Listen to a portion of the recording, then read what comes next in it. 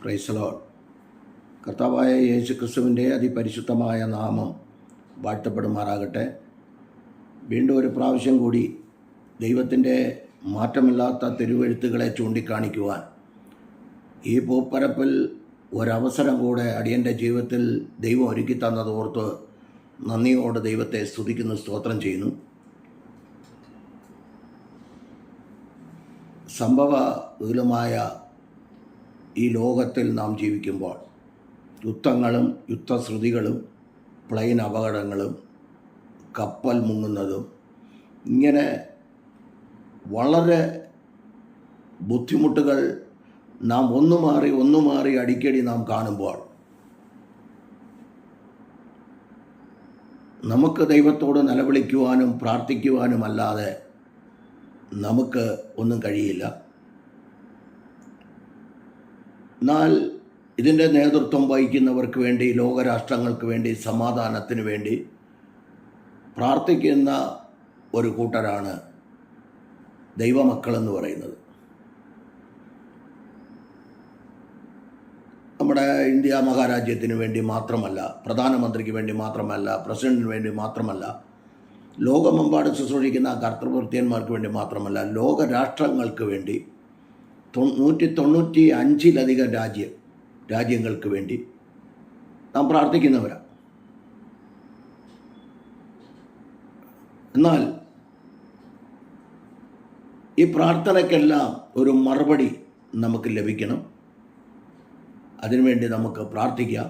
ദുഃഖത്തിലും പ്രിയപ്പെട്ടവർ ഭൂമിയിൽ നിന്ന് മാറ്റപ്പെട്ടത് മൂലം വളരെ വേദനയിലും ദുഃഖത്തിലുമായിരിക്കുന്നവർ, പ്രകൃതിക്കെടുതിയാൽ വീട് നഷ്ടപ്പെട്ടവർ,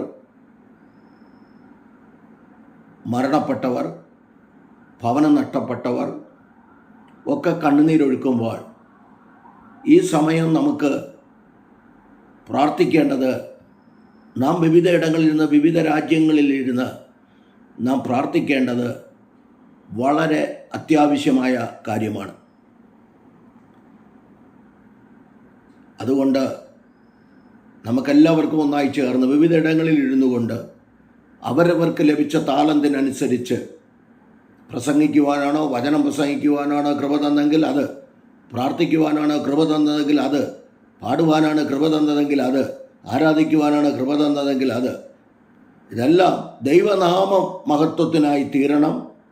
അതിനായി ദൈവകരങ്ങളിൽ നമ്മെ തന്നെ സമർപ്പിച്ചു കൊടുത്ത് പ്രാർത്ഥനയോടെ ആയിരിക്കുമ്പോൾ, ഇന്നത്തെ എൻ്റെ ചിന്താവിഷയമെന്ന് പറയുന്നത് ഒരു സുവിശേഷകന് വേണ്ടതായ 21 യോഗ്യതകളെക്കുറിച്ചാണ് ഞാൻ പറയുകയാണ്. ഓടിച്ച് കമ്പിവാചകം പോലെ പറയുവാനായി താല്പര്യപ്പെടുകയാണ്. എന്നാൽ അതിനു മുൻപായിട്ട് ചില കാര്യങ്ങൾ ചൂണ്ടിക്കാണിക്കുവാൻ താല്പര്യപ്പെടുകയാണ്. 21 കാര്യങ്ങൾ ഓടിച്ചു പറയുവാൻ താല്പര്യപ്പെടുകയാണ്. അതിനു മുൻപായിട്ട് ചില ചിന്തകളെ തന്നുകൊണ്ട് ആ 21 പോയിന്റിലേക്ക് ഓടി വരുവാൻ താല്പര്യപ്പെടുകയാണ്. ആർക്കെങ്കിലും സുവിശേഷകന്മാർക്ക് പ്രയോജനപ്പെടുന്നെങ്കിൽ പെടട്ടെ എന്നുള്ള പ്രാർത്ഥനയോടെ വിഷയത്തിലേക്ക് കടക്കാം. AD 52 നമ്മുടെ ചിന്തയിൽ AD 52 യേശുക്രിസ്തുവിൻ്റെ ശിഷ്യനായിരുന്ന തോമസ് ശ്ലീഹ ഭാരതഭൂമിയിൽ കാലുകുത്തിയെന്ന് ചരിത്രം പറയുന്നു. എങ്കിലും എനിക്ക് അതിനു മുൻപ് ഈ ഭാരത മണ്ണിൽ യഹൂദന്മാർ ഉണ്ടായിരുന്നു എന്ന് ഒരു പുസ്തകത്തിൽ ഞാൻ വായിച്ചു. ഈ സമയം തോമസ് ശ്ലീഹ ആഫ്രിക്കയിൽ ഉണ്ടായിരുന്നെന്ന് ചരിത്രം തെളിയിക്കുന്നെന്ന് പറയുന്നത് കേൾക്കുവാനിടയായി. എന്ത് തന്നെയായാലും അത് നമ്മുടെ വിഷയമല്ല. എന്തായാലും ഭാരത മണ്ണിൽ എല്ലാവരും വിശ്വസിക്കുന്നതിനനുസരിച്ച് AD 52 തോമസ് ശ്ലീഹ ഈ ഭാരത മണ്ണിൽ കാലുകുത്തി. പക്ഷേ യഹൂദന്മാർ അതിനു മുൻപ് ഇന്ത്യയിൽ ഉണ്ടായിരുന്നു എന്ന് തിരുവെഴുത്തുകൾ തെളിയിക്കുന്നുണ്ട്. നമ്മളെക്കുറിച്ചുള്ള ഒരു കുറ്റമെന്ന് പറയുന്നത് ജനത്തെ ക്രിസ്ത്യാനിയാക്കാൻ ശ്രമിക്കുന്നു എന്നുള്ളതാണ്. നമ്മെക്കുറിച്ചുള്ള ചിലർ ഞങ്ങളെക്കുറിച്ച് കുറ്റം പറയുന്നത്. എന്നാൽ അതല്ല ശരി. മാനവകുലത്തോട് ഒരു ക്രൈസ്തവൻ്റെ കർത്തവ്യമാണ് സുവിശേഷം അറിയിക്കുക എന്നുള്ളത്. മത്തായി 28:18 മുതൽ 20 വരെയുള്ള വാക്യം. ദ ഗ്രേറ്റ് കമ്മീഷൻ എന്ന യേശുക്രിസ്തുവിൻ്റെ മഹാനിയോഗം മരിച്ചടക്കപ്പെട്ട് ഉയർത്തെഴുന്നേറ്റ യേശുക്രിസ്തു പറഞ്ഞു, ആകയാൽ നിങ്ങൾ പുറപ്പെട്ട്, അത് ഇംഗ്ലീഷ് ബൈബിളിൽ കുറച്ചുകൂടെ നല്ലതാണെന്ന് തോന്നുന്നു, you go make disciples all the Nations and baptism എന്ന. അപ്പോൾ ശിഷ്യരാക്കി സ്നാനപ്പെടുത്തുക എന്നുള്ള മലയാള ബൈബിളിൽ, അതായത് കോനാട്ട് മൽപ്പാൻ, ചാത്തുണ്ണി മേനോൻ, ഇവരൊക്കെ കോറ എപ്പിസ്കോപ്പ, ഇവരുടെയൊക്കെ പുതിയ നിയമം പഠിക്കുമ്പോൾ അവരൊക്കെ പറയുന്നത് ശിഷ്യരാക്കി സ്നാനപ്പെടുത്തുക എന്ന്, അവരുടെയൊക്കെ പുതിയ നിയമം. അതൊക്കെ ഞാൻ കഴിഞ്ഞ വീഡിയോയിൽ, ഇതിനു മുമ്പുള്ള വീഡിയോയിൽ ഇട്ടിട്ടുണ്ടായിരുന്നു, അത് വായിക്കുക. എന്നാൽ ഇവിടെ കർത്താവ് പറഞ്ഞ ഭൂലോകം മുഴുവനും എൻ്റെ സുവിശേഷം, കർത്താവായ യേശു ക്രിസ്തുവിൻ്റെ വചനം ചെല്ലുമെന്ന് കർത്താവ് പറഞ്ഞു, അന്ത്യകൽപ്പനയായിരുന്നു. എന്നാൽ ഇവിടെ തിരുവെഴുത്തുകളെ ആധികാരികമായി പഠിക്കുമ്പോൾ അപ്പോസ്തലപ്രവൃത്തി 4:19, അപ്പോസ്തലപ്രവൃത്തി 5:29, 5:41 വായിക്കുമ്പോൾ മനുഷ്യരെക്കാൾ ദൈവത്തെ അനുസരിക്കേണ്ടതാകുന്നു എന്ന് പലവട്ടം ഞാൻ പറഞ്ഞിട്ടുണ്ട്. തിരുവെഴുത്തുകളിൽ നാം കാണുകയാണ്. അതിൻ്റെ കാരണം, ആ ജന്മനാൽ മുടന്തന് പരിശുദ്ധാത്മ നിയോഗം പ്രാപിച്ച അപ്പോസ്തലനായ പത്രോസും അപ്പോസ്തലനായ യോഹന്നാനും 3-ാം അധ്യായത്തിൽ ആ ജന്മനാൽ മുടന്തന് കിട്ടിയ വിടുതലിനെ അനുസരിച്ച് അവരെ ന്യായവിസ്താരം നടത്തുമ്പോൾ അവർ പറയുന്ന ഭാഗമാണ് 4-5 അധ്യായം. അവരെ വിസ്തരിക്കുകയാണ്, ഈ നാമം പറയരുതെന്ന് അവിടം തൊട്ട് വിലക്കുണ്ടായി. യേശു ക്രിസ്തുവിൻ്റെ നാമം നിങ്ങൾ ഉച്ചരിക്കരുതെന്ന് പറഞ്ഞ് അവരെ അടിച്ചു, അവരെ ജയിലിൽ അടച്ചു. ഇതൊക്കെ തിരികെ അപ്പോസ്തലന്മാരുടെ പ്രവൃത്തി 3-ാം അധ്യായം, 4-ാം അധ്യായം, 5-ാം അധ്യായത്തിൽ കാണുകയാണ്. എൻ്റെ ചിന്താവിഷയം അതല്ലാത്തതുകൊണ്ട് അതിലേക്ക് ഞാൻ കടക്കുന്നില്ല. എന്നാൽ യേശു ക്രിസ്തുവിൻ്റെ സ്നേഹം, അപ്പോസ്തലനായ പൗലോസ് പറയുക, യേശു ക്രിസ്തുവിൻ്റെ സ്നേഹം എന്നെ നിർബന്ധിക്കുന്നു. എന്തിനു? സുവിശേഷം അറിയിക്കുവാൻ. കൊരിന്ത്യർക്ക് എഴുതിയ 1 ലേഖനം 9:16 മുതൽ 20 വരെയുള്ള ഭാഗങ്ങൾ നമ്മൾ വായിച്ചു കഴിഞ്ഞാൽ അവിടെ കാണാൻ കഴിയുന്നു. സുവിശേഷം പറയുക എന്നുള്ള ദൗത്യമാണ്. കാരണം സ്വർഗത്തിലെ ദൂതന്മാർക്ക് പോലും കിട്ടാത്ത ഒരു മഹൽ ഭാഗ്യമാണ് നമുക്ക് ദൈവം തന്നിരിക്കുന്നത്. അങ്ങനെയാണെങ്കിൽ സുവിശേഷം അറിയിക്കുക എന്നൊരു ദൗത്യം, അത് മീഡിയയിൽ കൂടെ നടക്കുന്നുണ്ട്, ഫേസ്ബുക്കിൽ, യൂട്യൂബിൽ കൂടെ നടക്കുന്നുണ്ട്. പല വിധത്തിൽ സുവിശേഷം ഗ്രാമങ്ങളിൽ അറിയിക്കുന്നുണ്ട്, പല വിധത്തിൽ സുവിശേഷം അറിയിച്ചു കൊണ്ടിരിക്കുന്നുണ്ട്. എന്നാൽ ആ സുവിശേഷത്തിന് വേണ്ട യോഗ്യതകളാണ് എൻ്റെ വിഷയമാണെങ്കിലും ചില കാര്യങ്ങൾ ഓടിച്ചു പറയാം. എന്താണ് നമ്മളെക്കുറിച്ചുള്ള കുറ്റം? എന്താണ്? ചിലരാണ് പറയുന്നത് കേട്ടോ, എല്ലാവരുമല്ല. മാനസാന്തരത്തെ, എൻ്റെ ഒരു ആത്മീയ ചിന്തകളാണ്, മാനസാന്തരത്തെ മതപരിവർത്തനമായി വ്യാഖ്യാനിച്ചതാണ് ചിലർക്ക് പറ്റിയ തെറ്റ്. മനുഷ്യന് ദൈവത്തിങ്കലേക്കുള്ള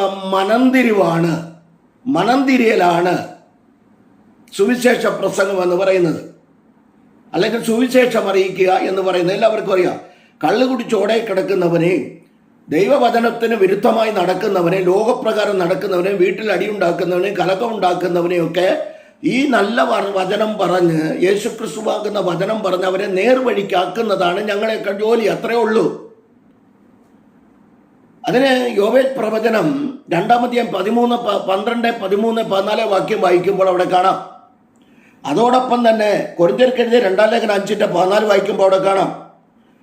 അപ്പോസ്തലന്മാരുടെ പ്രവർത്തികൾ 9:16 മുതൽ 21 വരെയുള്ള ഭാഗങ്ങൾ വായിക്കുമ്പോൾ കാണാം. അപ്പോസ്തല പ്രവൃത്തി 26:28 വായിക്കുമ്പോൾ കാണാം. അപ്പോസ്തല പ്രവൃത്തി 17:30, 31 വാക്യങ്ങൾ വായിക്കുമ്പോൾ അവിടെയും കാണാം. എല്ലാവരും മാനസാന്തരപ്പെടണമെന്ന് ഞങ്ങൾ ആഗ്രഹിക്കുന്നു. അവരുടെ പ്രസംഗത്തിൽ പറയുന്നു, എല്ലാവരും മാനസാന്തരപ്പെടണം, അത്രേ ആഗ്രഹിക്കുന്നുള്ളൂ. അപ്പോൾ മനംതിരിയലാണ്, ഒരു വ്യക്തിയുടെ മനംതിരിയലാണ് യഥാർത്ഥ മാനസാന്തരം. ഒരു യഥാർത്ഥ ശിഷ്യൻ ചെയ്യേണ്ട 3 കാര്യങ്ങൾ ഓടിച്ചു പറഞ്ഞ് ആ 21 പോയിന്റിലേക്ക് ഓടി വരികയാണ്. ഒന്നാമതായിട്ട്, ഗുരുവിനെ, യഥാർത്ഥ ശിഷ്യന് ആരായിരിക്കണം? ഗുരുവിനെ അനുകരിക്കുന്നവനായിരിക്കണം. അപ്പോൾ അനുകരണം, കൊരിന്ത്യർക്ക് എഴുതിയ 1 ലേഖനം 11:1-2 അപ്പോസ്തലനായ ഞാൻ ക്രിസ്തുവിൻ്റെ അനുകാരിയായിരിക്കുന്നത് പോലെ നിങ്ങളും എൻ്റെ അനുകാരികളാകുവിൻ. അവിടെ എഴുതിയിരിക്കുന്ന പദം അങ്ങനെയാണ്. അടുത്ത് പറയുന്ന സ്തോത്രം ലൂക്കോസിന്റെ സുവിശേഷം 6-ാം അധ്യായം 40-ാം വാക്യം വായിക്കുമ്പോൾ അവിടെ കാണുന്നുണ്ട്, ഗുരുവിനെ അനുകരിക്കുക. ഇമിറ്റേഷൻ എന്നാണ്, ഇമിറ്റേറ്റ് ഹിം എന്നാണ്, ഇമിറ്റേറ്റ് ഹിം എന്നാണ്. ഗുരുവിനെ അനുകരിക്കുക. ശിഷ്യൻ ഗുരുവിനും ഇതല്ല, അഭ്യാസം തികഞ്ഞവൻ ഗുരുവിനെ പോലെയാകും. തിരുവെഴുത്തുകൾ തെളിയിക്കുമ്പോൾ തിമത്യോസിന് 2-ാം ലേഖനം 3:16-17, യോഹന്നാൻ എഴുതിയ സുവിശേഷം 13:14-17 വരെ, പത്രോസ് എഴുതിയ 1-ാം ലേഖനം 2:21, എഫേസ്യർ 5:1, കൊരിന്ത്യർക്ക് എഴുതിയ 1-ാം ലേഖനം 11:1, എബ്രായർ 12:1-2. വിശ്വാസത്തിന്റെ നായകനും പൂർത്തി വരുത്തുന്നതുമായ യേശുക്രിസ്തുവിനെ നോക്കുക. 1, ഗുരുവിനെ അനുകരിക്കുക. 2, ഗുരുവിനെ അനുഗമിക്കുക. Follow him. മർക്കോസ് എഴുതിയ സുവിശേഷം 1-ാം അധ്യായം 17-18 വാക്യം, മർക്കോസ് 6:1, വെളിപ്പാട് പുസ്തകം 14:4, ലൂക്കോസിന്റെ സുവിശേഷം 14:26-27, മത്തായി 16:24. അനുഗമിപ്പാൻ മുന്നോട്ട് വന്നുവെങ്കിലും പരാജയപ്പെട്ട 3 കൂട്ടരെ വൈദ്യനായ ലൂക്കോസ് പരിചയപ്പെടുത്തുന്നു. ലൂക്കോസിന്റെ സുവിശേഷം 9-ാം അധ്യായം 57 മുതൽ 62 വരെയുള്ള ഭാഗം. ഒന്നാമൻ കർത്താവായ യേശുക്രിസ്തുവിനോട് ഓടിച്ചു പറയുകയാണ്, വായിച്ചു നോക്കുക. നീ ഗുരു എവിടെ പോയാലും ഞാൻ നിന്നെ അനുഗമിക്കാമെന്ന് യേശുക്രിസ്തു പറഞ്ഞു. കുറുനരികൾക്ക് കുഴിയും പറവജാതികൾക്ക് കൂടുമുണ്ട്, മനുഷ്യപുത്രനോ തലച്ചായ്ക്കാൻ ഇടമില്ല. ഇത് പറഞ്ഞു കഴിഞ്ഞപ്പോൾ അവനെ കാണാനില്ല. അന്ന് എവിടെ പോയാലും കൂടെ വരാമെന്ന് പറഞ്ഞവനെ കാണാനില്ല. രണ്ടാമതായിട്ട് രണ്ടാമത്തവൻ മറ്റൊരുത്തൻ ഞാൻ നിന്നെ അനുഗമിക്കാം, പക്ഷേ എൻ്റെ അപ്പനെ കുഴിച്ചിട്ടെ അതിന് അനുവാദം തരണമെന്ന് പറഞ്ഞു. കർത്താവായ യേശുക്രിസ്തു മറുപടി, മരിച്ചവർ തങ്ങളുടെ മരിച്ചവരെ കുഴിച്ചിടട്ടെ എന്ന് പറഞ്ഞുകൊണ്ട് അവൻ മാറുന്നു. മൂന്നാമതായിട്ട് കാണുന്നത്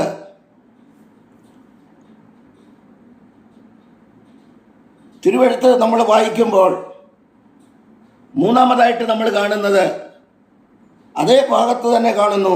കർത്താവെ, ഞാൻ നിന്നെ അനുഗമിക്കാം, ആദ്യം എൻ്റെ വീട്ടിലുള്ളവരോട് അനുവാദം ചോദിക്കാൻ എനിക്ക് അവസരം തരണമെന്ന് പറഞ്ഞു. കർത്താവ് പറഞ്ഞു, കലപ്പയ്ക്ക് കൈവച്ചിട്ട് തിരിഞ്ഞു നോക്കുന്നവൻ അവൻ സ്വർഗരാജ്യം അവകാശമാക്കിയില്ല. ഈ 3 കൂട്ടരെ കുറിച്ച് പറയുന്നു. എന്ന് പറഞ്ഞാൽ കർത്താവിനെ അനുഗമിക്കുവാൻ ഇറങ്ങിത്തിരിച്ചവൻ ഈ 3 കൂട്ടം പറഞ്ഞ് ഒഴിവുകഴിവുകൾ പറഞ്ഞ് അവർ പുറകോട്ട് പോവുകയാണ്. ലൂക്കോസിന്റെ സുവിശേഷം 9-ാം അധ്യായം 57 മുതൽ 62 വരെയുള്ള ഭാഗങ്ങൾ. മൂന്നാമതായി അനുസരിക്കുക എന്നുള്ളതാണ്. അതാണ് അപ്പോസ്തലപ്രവൃത്തി 4:19, 5:29, 5:41, ശമൂവേൽ എഴുതിയ 1-ാം പുസ്തകം 15:22. ശമൂവേൽ ശൗലിനോട് ഇസ്രായേലിന്റെ 1-ാമത്തെ രാജാവായ ശൗലിനോട് പറയുന്നു, അനുസരണക്കേട് എല്ലായിടത്തും ഉണ്ട്. ആദാം മുതൽ ഇങ്ങോട്ട് തിന്നരുത്, എന്ന് പറയുന്ന കാര്യങ്ങൾ അനുസരണക്കേടാണ്. ശരിക്കും പറഞ്ഞാൽ അവിടെ ഉണ്ടായത് അവിടെ മുതൽ ഇങ്ങോട്ട് പറഞ്ഞ അനുസരണക്കേട്. അവിടെ പറയുന്നത് അനുസരിക്കുന്നത് യാഗത്തെക്കാളും ശ്രദ്ധിക്കുന്നത് മുട്ടാടുകളുടെ മേധസ്സിനേക്കാളും നല്ലത്. ദൈവത്തെ അനുസരിച്ചവരുമുണ്ട്, ദൈവത്തെ അനുസരിക്കാത്തവരുമുണ്ട്. അനുകരിക്കുവാനും അനുഗമിപ്പാനും അനുസരിപ്പാനും നാം തയ്യാറാകണം. യോഹന്നാന്റെ സുവിശേഷം 9:27 പിറവിക്കുരുടൻ ഒരു കാര്യം പറയുന്നു. പിറവിക്കുരുടൻ പറഞ്ഞത്, നിങ്ങൾക്കും അവൻ്റെ ശിഷ്യനാകുവാൻ മനസ്സുണ്ടോ എന്നാണ് ചോദിക്കുന്നത്. തനിക്ക് വിടുതൽ കിട്ടിക്കഴിഞ്ഞപ്പോൾ താൻ ചോദിക്കുന്ന ഒരു പദമാണ്, നിങ്ങൾക്കും അവൻ്റെ ശിഷ്യനാകുവാൻ മനസ്സുണ്ടോ എന്ന് ചോദിക്കുന്നു. അപ്പോൾ ആരാണ് ശിഷ്യൻ? അടുത്ത് പറയുന്നത് യോഹന്നാന്റെ സുവിശേഷം 8:31, എൻ്റെ വചനത്തിൽ നിലനിൽക്കുന്നവൻ വാസ്തവമായി യഥാർത്ഥ ശിഷ്യനാണ്. യോഹന്നാന്റെ സുവിശേഷം 13-ാം അധ്യായം 34-35 വാക്യങ്ങൾ വായിക്കുമ്പോൾ, നിങ്ങൾ തമ്മിൽ സ്നേഹിക്കുന്നു എങ്കിൽ വാസ്തവമായി നിങ്ങൾ യഥാർത്ഥ ശിഷ്യനാണ്. കർത്താവിൻ്റെ പഠിപ്പീര് മുഴുവനും അതായിരുന്നു. ആരാണ് ക്രിസ്ത്യാനി?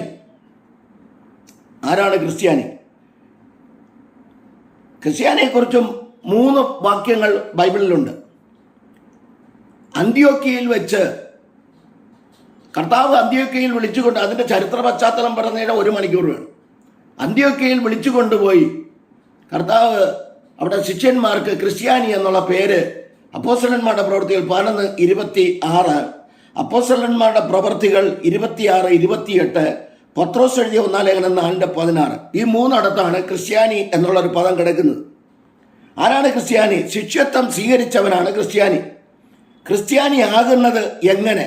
മത്തായി 28:18 മുതൽ 20 വരെ, അപ്പോസ്തലന്മാരുടെ പ്രവൃത്തികൾ 4:12, യോഹന്നാൻ എഴുതിയ 1 ലേഖനം 1:29, യോഹന്നാൻ എഴുതിയ സുവിശേഷം 14:15, യോഹന്നാൻ എഴുതിയ 1 ലേഖനം 2:4, മത്തായി 7:21, 22, ലൂക്കോസ് 6:46. ഈ ഭാഗങ്ങൾ വായിക്കുക. ക്രിസ്തുവിനെ സാക്ഷിക്കുന്നവനാണ് ക്രിസ്ത്യാനി. അപ്പോസ്തലന്മാരുടെ പ്രവൃത്തികൾ 26-28 അധ്യായം 28-29 വാക്യം. ദൈവജനത്തെ കൊന്നുമുടിച്ചു നടന്ന തർസോസുകാരനായ ശൗൽ യേശുക്രിസ്തുവിനെ അനുഗമിക്കുന്ന യഥാർത്ഥ ഒരു ക്രിസ്ത്യാനിയായി മാറുവാനിടയായി. ബാക്കി ചരിത്രങ്ങളെല്ലാം അപ്പോസ്തലന്മാരുടെ പ്രവൃത്തികൾ, അപ്പോസ്തല പ്രവൃത്തി 9 അധ്യായം 1 മുതൽ 18 വരെയും, അപ്പോസ്തലന്മാരുടെ പ്രവൃത്തികൾ 22 അധ്യായം തന്നെക്കുറിച്ച് സാക്ഷ്യം പറയുകയും ചെയ്യുന്നു. അടുത്തതായിട്ട് കട്ട സഹിക്കുന്നവനാണ് ക്രിസ്ത്യാനി. പത്രോസ് എഴുതിയ 1 ലേഖനം 4:16, എബ്രായ ലേഖനം 11 അധ്യായം 30 മുതലുള്ള ഭാഗങ്ങളത്ത് വായിച്ചു കഴിഞ്ഞാൽ അവിടെ കട്ട സഹിച്ചവിടെ വലിയൊരു ലിസ്റ്റ് അവിടെ കിടപ്പുണ്ട്. കൊരിന്ത്യർക്ക് എഴുതിയ 2 ലേഖനം 11:16 മുതൽ 33 വരെയുള്ള ഭാഗങ്ങൾ വായിക്കുമ്പോൾ അവിടെയും കിടപ്പുണ്ട് യഥാർത്ഥ ക്രിസ്ത്യാനി അനുഭവിക്കുന്ന കട്ടതെന്ന്. പീഡ കൂടുന്തോറും സഭ വളർന്നുകൊണ്ടിരുന്നു. ഇന്നത്തെ കാര്യങ്ങളൊന്നും ഞാൻ പറയുന്നില്ല, തിരുവെഴുത്തുകൾ മാത്രമേ ചൂണ്ടിക്കാണിക്കുന്നുള്ളൂ. ഇന്നത്തെ കാര്യങ്ങൾ പറഞ്ഞാൽ ഇന്ന് വളരാതെ പിളരുന്ന ഒരു പ്രസ്ഥാനം ഉണ്ടെങ്കിൽ പെന്തക്കോസ്ത് പ്രസ്ഥാനമുള്ളൂ. അതും കൂടെ പറയാതിരിക്കാൻ പറ്റില്ല. കമ്മ്യൂണിസ്റ്റുകാർ വിളിക്കുന്നത് വളരും തോറും പിളരുമെന്നാണ് അവർ വിളിക്കുന്നത്. ഇൻഖിലാബ് സിന്ദാബ വളരും തോറും പിളരുമെന്നാണ്. പക്ഷേ നമ്മൾ പെന്തക്കോസ്തുകാരെങ്ങനെയെന്ന് ചോദിച്ചാൽ വളരാതെ പിളരും. അത് അറിയണമെന്നുണ്ടെങ്കിൽ ഗൾഫ് നാടുകളിൽ പോകണം. പക്ഷേ TPM-കാരെ നോക്കിക്കേ, അവർ വളർന്നു തന്നെയാണ് വളരുന്നത്. അവർക്ക് ചില നിബന്ധനകളൊക്കെ ഉണ്ട്. ഞാനവരെ സപ്പോർട്ട് ചെയ്യുന്നതല്ല, അവർ ചെയ്യുന്നത് അങ്ങനെ തന്നെയാണ്. അവിടെ കൂടാരം അടിച്ച് അവരാരും നയിക്കുന്നില്ല. എത്രയോ കിലോമീറ്ററിന് അകലെയാവും. ഒരു ചർച്ച ഉണ്ടെങ്കിൽ 10 കിലോമീറ്ററിന് അകലെയാണ് അടുത്ത വേറൊരു ചർച്ച വരുന്നത്. എൻ്റെ അറിവിൽ കണ്ടിട്ടുള്ള ഞാൻ അങ്ങനെയാണ്. എന്ത് തന്നെ ആയിക്കോട്ടെ. അപ്പോൾ വിഷയത്തിലേക്ക് വരുമ്പോൾ പീഡ കൂടുന്തോറും സഭ വളർന്നുകൊണ്ടിരുന്നു. അപ്പോസ്തലന്മാരുടെ പ്രവൃത്തികൾ 12 അധ്യായം 1 മുതൽ 15 വരെയുള്ള ഭാഗങ്ങൾ വായിക്കുക. ഇസ്രായേൽ മക്കളെ നോക്കിയേ, പീഡ കൂടുന്തോറും അവർ വർദ്ധിച്ചു വന്നു. പുറപ്പാട് പുസ്തകം 1 അധ്യായം 11 മുതൽ 14 വരെയുള്ള ഭാഗങ്ങൾ വായിച്ചു നോക്കി. അവർ ജനം വർദ്ധിച്ചു വന്നു. അപ്പൊ ആദ്യ നൂറ്റാണ്ടിൽ ഇങ്ങനെയായിരുന്നു. യഥാർത്ഥ ശിഷ്യൻ ആരാണ്? നമ്മുടെ അടുത്ത ചോദ്യം അതാണ്. യഥാർത്ഥ ശിഷ്യൻ ആരാണ്? ദൈവസഭയെക്കുറിച്ച് ഒത്തിരി കാര്യങ്ങൾ പറയാനുണ്ട്. അത് സമയമുണ്ടെങ്കിൽ ലാസ്റ്റിൽ ഞാൻ പറയാം. അപ്പോൾ ഒരു സുവിശേഷകന് വേണ്ടതായ യോഗ്യത, ഒന്നാമത്തെ പോയിന്റ് എന്ന് പറഞ്ഞാൽ കാളയുടെ ബലമാണ്. കാളയുടെ ബലം. രമ്യപ്രവചനം 31 അധ്യായം 18 വാക്യം. മരുക്കമില്ലാത്ത കാളക്കുട്ടിയെ പോലെ എന്നൊരു പദം അവിടെ കിടപ്പുണ്ട്. എൻ്റെ ചില ആത്മീയ ചിന്തകളാണ്, കുത്തിക്കുറിച്ചിരുന്ന് എഴുതിയെടുത്തതാണ്. അടുത്ത് പറയുന്നത്, ഈ കാളയെ 1-ാം സ്ഥാനത്ത് കൊണ്ടുവരാനുള്ള കാരണം, ഓടിച്ച എല്ലാ കാര്യങ്ങളും ഇതുപോലെ വിശദീകരിക്കാൻ പറ്റത്തില്ല, ലാസ്റ്റിൽ പറഞ്ഞു പോകത്തേ ഉള്ളൂ.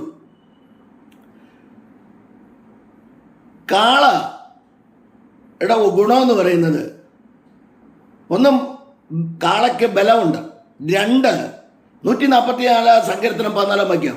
നമ്മുടെ കാളകൾ ചുമടുകൾ ചുമക്കട്ടെ. 2 ചുമട് വെക്കുന്നു. 3 കാളയുടെ ഗുണം. നമുക്കില്ലാത്ത ഒരുപാട് ഗുണമുണ്ട്. യെശയ്യാപ്രവചനം 1:3 കാള തൻ്റെ ഉടയവനെ അറിയുന്നു. 4 കാള യാഗത്തിന് തന്നെ സമർപ്പിച്ചു കൊടുക്കുന്നു. തെളിവ് രാജാക്കന്മാർക്ക് എഴുതിയ 1 പുസ്തകം 18 30 മുതൽ 34 വരെയുള്ള ഭാഗങ്ങൾ വായിച്ചാൽ മതി. കാളയെ കണ്ണമായിട്ട് നുറുക്കുന്നുണ്ട്. അവിടെ നുറുക്കാൻ വേണ്ടി അത് സമർപ്പിച്ചു കൊടുക്കുന്ന ഒരനുഭവം, സ്വയം യാഗമാകുവാൻ എന്ന് പറയുമ്പോൾ തിരുവെഴുത്തുകളെ പുറകോട്ട് നോക്കിയാൽ ശമൂവേൽ എഴുതിയ 2 പുസ്തകം 6 അധ്യായം 6 വാക്യം നോക്കിയേ. നാക്കോന്റെ കളത്തിൽ ചെന്നപ്പോൾ കാള വരണ്ടു. ഇവിടെ ഈ കാള വരണ്ടിരുന്നെങ്കിലോ ഏലിയാവിൻ്റെ യാഗപീഠത്തിൽ തീ ഇറങ്ങുമായിരുന്നു. അപ്പോൾ നുറുക്കാൻ കാള സമർപ്പിച്ചു കൊടുത്തു. അടുത്ത് കാള അനുസരണത്തോടെ നിന്നെന്നുള്ള ഇത്രയും കാര്യങ്ങൾ കാളയ്ക്കുണ്ട്. നമുക്ക് ഒരു സുവിശേഷകന് സ്വയം സമർപ്പിച്ചു കൊടുക്കാൻ പറ്റുമോ? ഈ 6 കാര്യങ്ങളോളം കാളയെക്കുറിച്ച് പറയുക. നാക്കോന്റെ കളത്തിൽ ചെന്നപ്പോൾ അവിടുത്തെ കാള വരണ്ടു. അപ്പോൾ ഏലിയാവിൻ്റെ യാഗത്തിൽ ഇവിടുത്തെ കാള വരണ്ടില്ല. കഷണമായി നുറുക്കുമ്പോൾ മിണ്ടാതെ കിടന്നതുകൊണ്ടല്ലേ ഉൽപ്പത്തി 22 പോയി ഇസഹാക്കിനെ പിടിച്ചു കെട്ടി യാഗപീഠത്തിന്മേൽ വെക്കുമ്പോൾ ഇസഹാക്ക് 2 കുടത്തിൽ കുടഞ്ഞിരുന്നെങ്കിലോ 2 കുടത്തിൽ കുടഞ്ഞിരുന്നെങ്കിലോ ദൈവം പ്രസാദിക്കുമായിരുന്നോ? അനുസരണ. അപ്പോ ഒരു സുവിശേഷകന് വേണ്ടത് ഒന്നാമതായിട്ട് കാളയുടെ ബലമാണ് വേണ്ടത്. ഇനി കാള അനുസരിക്കുന്നു എന്നുള്ളതിന് വചനമുണ്ടോ? ഉണ്ട്. രാജാക്കന്മാർക്ക് എഴുതിയ 1 പുസ്തകം 19 19, 20, 21 വാക്യം നിങ്ങൾ വായിച്ചു നോക്കിയേ. നീ അനുസരിക്കുന്നതിനൊരു വാക്യം തന്നില്ലല്ലോ. 11 ഏറുകാളയോടുകൂടെ 12ാമത് ഉഴുതുകൊണ്ടിരുന്ന എലീശ. ബാക്കി ഭാഗങ്ങളെ വിടുക. കാള അനുസരണം ഉണ്ടെങ്കിൽ, ഇല്ലെങ്കിൽ നാക്കോന്റെ കളത്തിൽ വൈക്കോല് കണ്ടപ്പോൾ ചാടിയത് പോലെ ഈ കാള ചാടിയ അത് വേറൊരു കാളയാ. അനുസരണം ഇല്ലാത്ത കാള. അപ്പോൾ അനുസരിക്കുന്നവരുമുണ്ട്, അനുകരിക്കുന്നവരുമുണ്ട്, അനുഗമിക്കുന്നവരുമുണ്ട്. അപ്പോൾ അതുകൊണ്ട് പറയുക അനുസരിക്കാത്തവരുമുണ്ട്. നാക്കോന്റെ കളത്തിൽ അതിന് വേറുണ്ട്. കാള വരലാനുള്ളൊരു കാരണമുണ്ട്. ദൈവവചനപ്രകാരമല്ല മുന്നോട്ട് പോയത്. പെട്ടെന്ന് കാള വണ്ടിയെ കയറ്റാൻ വ്യവസ്ഥയില്ല. നീ എൻ്റെ വിഷയം അതല്ല. അപ്പോൾ ഒന്നാമത്തെ ചിന്താവിഷയം എന്ന് പറഞ്ഞാൽ ഒരു സുവിശേഷകന് വേണ്ടത് കാളയുടെ ബലമാണ്. ഈ പറഞ്ഞ കാര്യങ്ങൾ അത്യാവശ്യം. രണ്ടാമതായിട്ട് വേണ്ടത് സിംഹത്തിൻ്റെ ധൈര്യമാണ് വേണ്ടത്. യാക്കോബ് വയസ്സ്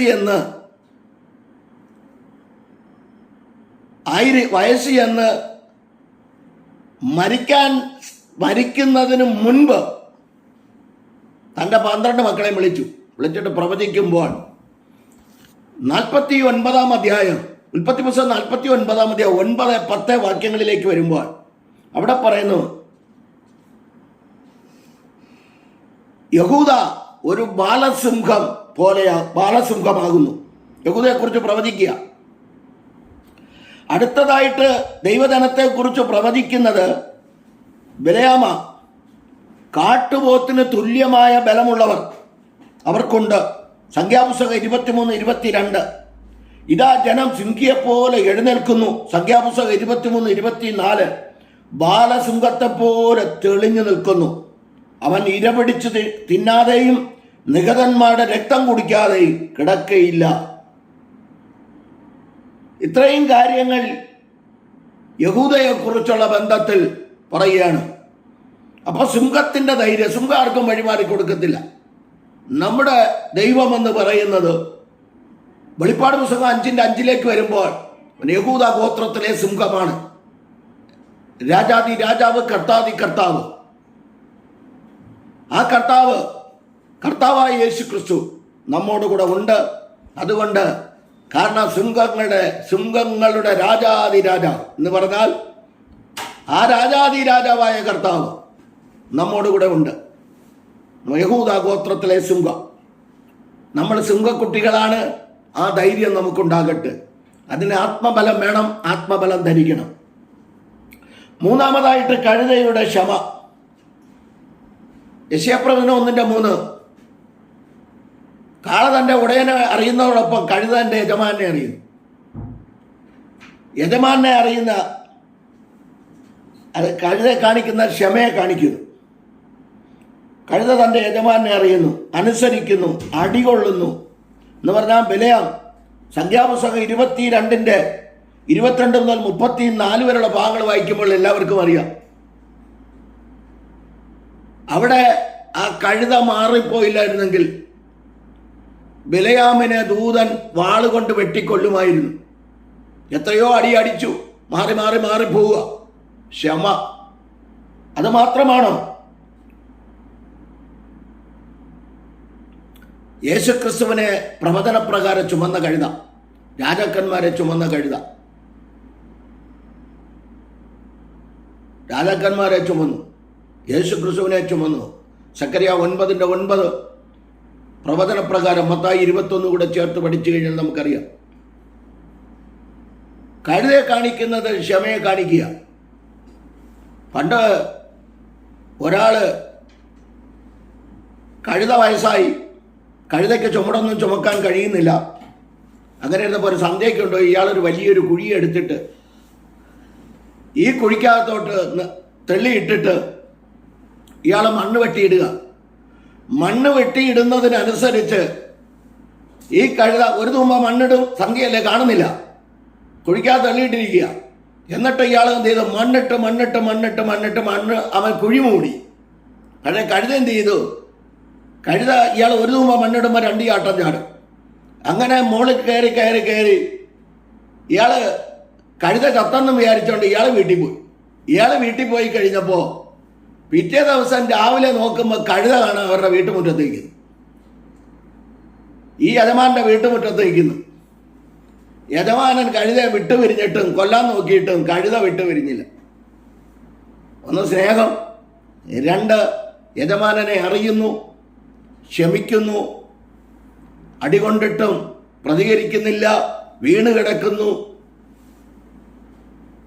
രാജാക്കന്മാരെ ചുമക്കുന്നു, യേശുക്രിസ്തുവിനെ ചുമക്കുന്നു.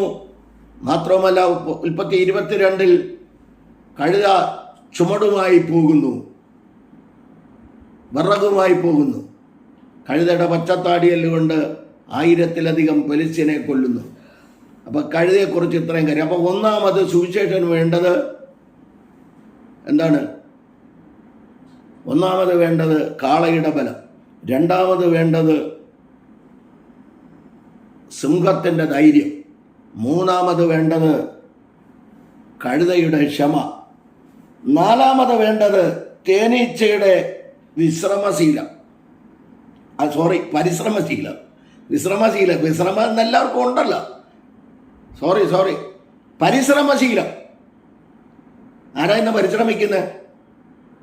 ഒരു സഭ കിട്ടിക്കഴിഞ്ഞാൽ സഭയിൽ വെച്ച കൊട്ടിപ്പാടി ഗ്ലോറി ഗ്ലോറി ഗ്ലോറി എന്ന് പറഞ്ഞിട്ടിരിക്കുക. ഹിന്ദു സഹോദരന്മാരൊക്കെ പലപ്പോഴും എന്നോട് ചോദിക്കാറുണ്ട്, എന്തുവാണ് ഈ ഗ്ലോറി ലോറി എന്ന് പറയുന്നതെന്ന്. ഞാൻ പറഞ്ഞ ലോറി അല്ല, ഗ്ലോറി എന്നാണ് പറയുന്നത്. ഈ ഗ്ലോറി എന്ന് പറയുമ്പോൾ ഒന്ന് തിരിച്ചെന്ന് പറയണ്ടേ, അവർക്ക് കേൾക്കാൻ കണക്കാക്കി. അപ്പോൾ ഞാൻ പറഞ്ഞത് തേനീച്ചയുടെ പരിശ്രമശീലം. എന്താണ് തേനീച്ച? ഒരിക്കലും ഒരു ചലന്തി പറഞ്ഞു, ഞങ്ങൾ വലയുണ്ടാക്കി ചുറ്റി നിമിഷ നേരം കൊണ്ട് ഞങ്ങൾ വലയുണ്ടാക്കി ഞങ്ങളുടെ വലയിൽ വന്ന് വീഴുന്നതിന് ഞങ്ങൾ വലിച്ചു കുറുക്കി ഞങ്ങൾ തന്നെ എത്തിയിട്ട്. പക്ഷേ നിങ്ങൾ അങ്ങനെയല്ല. തേനീച്ചയോട് പറയുക, നിങ്ങൾ അങ്ങനെയല്ല, നിങ്ങൾ തേന ഉണ്ടാക്കി റെഡിയാക്കി വെക്കും, മനുഷ്യർ തിന്നുക. മനസ്സിലായി?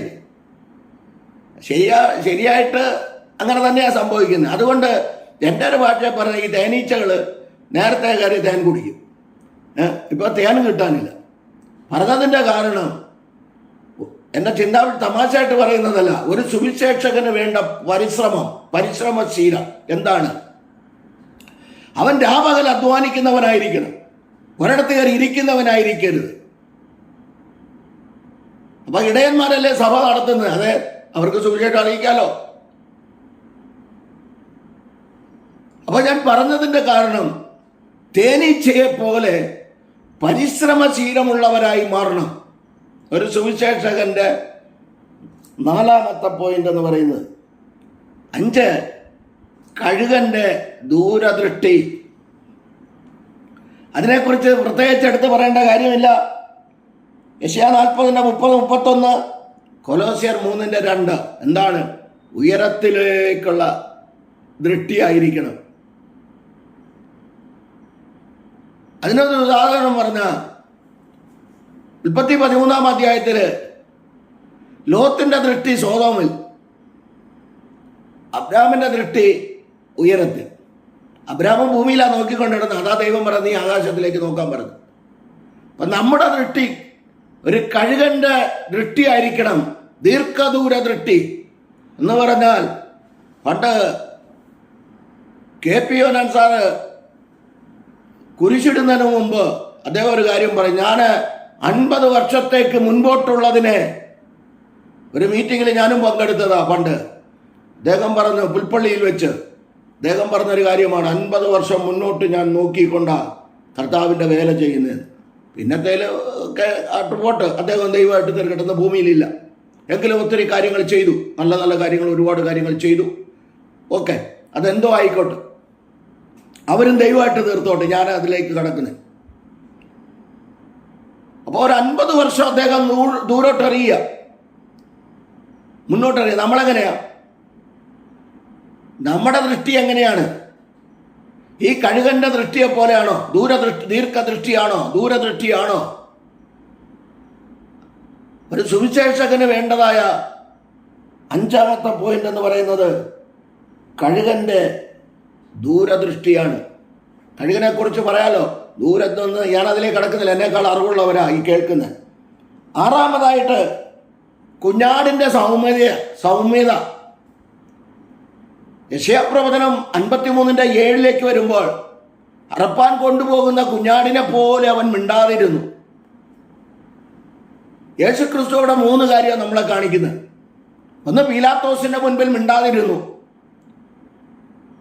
2, ആലയത്തിൽ ചെന്ന് ആടുമാട് കഴുത, അവൻ ആടുമാട് കാര്യങ്ങളെ വിൽപ്പന നടത്തിയ വാണിഭശാലിയാക്കി മാറ്റിയത് കൊണ്ട് കർത്താവായ യേശുക്രിസ്തു പ്രതികരിക്കുന്നു. 3, ഒഴിഞ്ഞു മാറി. തന്നെ കല്ലെറിയാൻ വരുമ്പോഴൊക്കെ താൻ ഒഴിഞ്ഞു മാറിയതായിട്ട് കാണുകയാണ്. കുഞ്ഞാടിന്റെ സൗമ്യത. നമുക്ക് സൗമ്യത ഉണ്ടോ? പണ്ടൊരു സഹോദരന് ഒരു ഉപദേശി അടിച്ചു. ഇതൊക്കെ ഒരുപാട് കാര്യങ്ങളുണ്ട്. ഉപദേശി അടിച്ചു കഴിഞ്ഞാൽ കുറച്ചു നേരം അത് കൊണ്ടു. അപ്പോഴദ്ദേഹത്തിന് ഓർമ്മ വന്നത്, വാങ്ങുക മാത്രമല്ല കൊടുക്കുകയും കൂടെ ചെയ്യുകയാണ്. ഇവിടെ വാങ്ങുന്ന കാര്യമല്ല, കൊടുക്കുകയും കൂടെ ചെയ്യുക. ഇയാളെന്ത് ചെയ്തു? നേരെ തിരിഞ്ഞ് അയാളുടെ ചൗക്കുറ്റിക്കിട്ട് 2 അടി അടിച്ചു. പിന്നെ പൂരം അടിയായിരുന്നു എന്ന് പറഞ്ഞതുപോലെ അതിനല്ല നമ്മളെ ആക്കി വെച്ചിരിക്കുന്നത്. സൗമ്യത. ഇവിടെയാണ് നമുക്ക് സൗമ്യത വേണ്ടത്. അവരടിക്കും. 2 അടി കൊണ്ടാൽ എന്താ കുഴപ്പം? ആ തിന്നുന്ന കോഴിയൊക്കെ ഒന്ന് ഇറങ്ങിപ്പോട്ടെന്ന് കൂകി വിളിച്ച്. അപ്പോൾ അതുകൊണ്ട് 2 തല്ല് കൊണ്ടാലും കുഴപ്പമൊന്നുമില്ല. കർത്താവിൻ്റെ നാമമഹത്വത്തിനുണ്ട്. എവിടെ വേണ്ടത്? ക്ഷമയാണ് വേണ്ടത്. 7, ഒരു ദൈവദൂതന്റെ ഗാംഭീര്യമാ വേണ്ടത് ഒരു ദൈവദാസന്. യൂദായുടെ ലേഖനം 9-ാം വാക്യം നമ്മൾ പഠിക്കുമ്പോൾ നമുക്കറിയാം. തെസ്സലോനിക്കർക്ക് എഴുതിയ 1-ാം ലേഖനം 4:16-17 കൂടെ ചേർത്ത് വായിച്ചു കഴിഞ്ഞാൽ നമുക്കറിയാം ഒരു ദൂതന്റെ ഗാംഭീര്യം എന്ന് പറഞ്ഞാൽ എന്താണ് അർത്ഥം? ദുഷ്ടശക്തി മോശയുടെ ശരീരത്തോട് വാദിച്ചു നിന്നപ്പോൾ അവിടെ ഗംഭീരമായ ഒരു ശബ്ദം മുഴക്കുകയാണ്.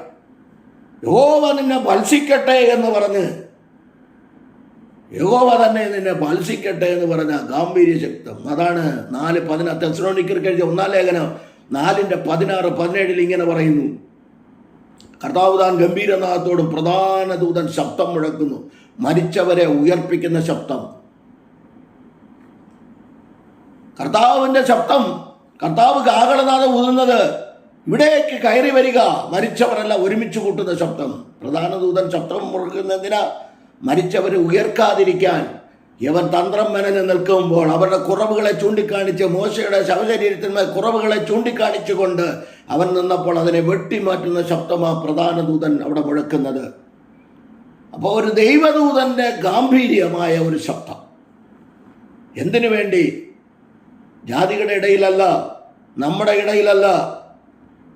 പക്ഷേ ആ പറയുന്ന വാക്കിന് നീ കനശാലിയായിരിക്ക എന്ന് പൗലോസ് അപ്പോസ്തലൻ തിമോഥെയോസിനോട് പറയുന്നത് പോലെ ആയിരിക്കാനാണ് പറയുന്നത്. അല്ലാതെ കനശാലിയായിട്ട് ഒരിടത്തും ഉണ്ടായിരിക്കാനല്ല. ഒരു അപ്പോസ്തലന്റെ വിശ്വസ്തത. അടുത്തതായിട്ട് 9, 6, 7, 8 അവിടെ വായിക്കുന്ന ഒരു അപ്പോസ്തലന്റെ വിശ്വസ്തത. ഗലാത്യർ 2:11 മുതൽ 15 വരെയുള്ള ഭാഗങ്ങൾ വായിക്കുമ്പോൾ ഒന്നാമത്തെ പോപ്പെന്ന് പറയുന്ന പത്രോസ് അപ്പോസ്തലൻ ആൾമാറാട്ടം നടത്തിയപ്പോൾ താൻ താമസിച്ച് ദൈവകൃപയിൽ വന്നതാണെങ്കിലും പൗലോസ് അപ്പോസ്തലനെ പരസ്യമായിട്ട് ശാസിക്കുന്നു. നീ ഒരു യഹൂദന്റെ മര്യാദ പ്രകാരമല്ല നടക്കുന്നത് എന്ന് പറഞ്ഞ് അദ്ദേഹത്തെ ശാസിക്കത്തക്ക നിലയിൽ താൻ അവിടെ വിശ്വസ്തത പുലർത്തുകയാണ്. അപ്പം നമ്മുടെ ശുശ്രൂഷയിൽ, ഒരു സുവിശേഷകന്റെ ശുശ്രൂഷയിൽ വേണ്ടത് വിശ്വസ്തതയാണ്. ആ വിശ്വസ്തത നമ്മളിൽ ഉണ്ടാകണം. അത് മോശയെക്കുറിച്ച് ദൈവം സാക്ഷ്യം പറയുന്നു. സംഖ്യാപുസ്തകം 12-ാം അധ്യായത്തിലേക്ക് വരുമ്പോൾ മോശയെ പോലെ വിശ്വസ്തനായ ഒരു മനുഷ്യൻ ഭൂതലത്തിലെങ്ങുമില്ല എന്ന്. അപ്പം വിശ്വസ്തത. അടുത്തതായിട്ട് നാം വായിക്കുമ്പോൾ രക്തസാക്ഷികളുടെ വീര്യം എന്ന് പറയുമ്പോൾ എന്താണ് അതിൻ്റെ അർത്ഥം? ഒരു സ്തേഫാനോസിനെ അപ്പോസ്തല പ്രവൃത്തി 6-ാം അധ്യായം 5 മുതൽ 7-ാം അധ്യായം 60 വരെയുള്ള ഭാഗങ്ങൾ വായിക്കുമ്പോൾ അവിടെ കാണാം ഒരൊറ്റ പ്രസംഗം. മേശമേൽ ശുശ്രൂഷിപ്പാൻ തെരഞ്ഞെടുത്ത 6 പേരുടെ കൂട്ടത്തിൽ 1-ാം സ്ഥാനത്ത് വന്ന സ്തേഫാനോസ് ഒരൊറ്റ പ്രസംഗം 6:8 മുതൽ കൃപയും ശക്തിയും നിറഞ്ഞവനായി അവിടെ ആദാം മുതൽ ഇങ്ങോട്ട് തുടങ്ങി താൻ നിർത്താതെ ഒരൊറ്റ പ്രസംഗത്തിൽ തലയ്ക്ക് കുത്തുകൊണ്ടു, ഹൃദയത്തെ കുത്തുകൊണ്ടിരുന്നെങ്കിൽ മാനസാന്തരപ്പെട്ടനായിരുന്നു. അപ്പോസ്തലന്മാരുടെ പ്രവൃത്തി 2-ാം അധ്യായം 30 മുതലുള്ള ഭാഗങ്ങൾ വായിക്കുമ്പോൾ അവരെല്ലാം മാനസാന്തരപ്പെട്ടു. ഹൃദയത്തിൽ പത്രോസ് അപ്പോസ്തലന്റെ പ്രസംഗം എന്ന് പറഞ്ഞാൽ ഹൃദയത്തിലാണ് കുത്തുകൊണ്ടായി, ഇവിടെ തലയ്ക്ക് കുത്തുകൊണ്ട്. നമ്മുടെ ചിന്താവിഷയം എന്താണ്?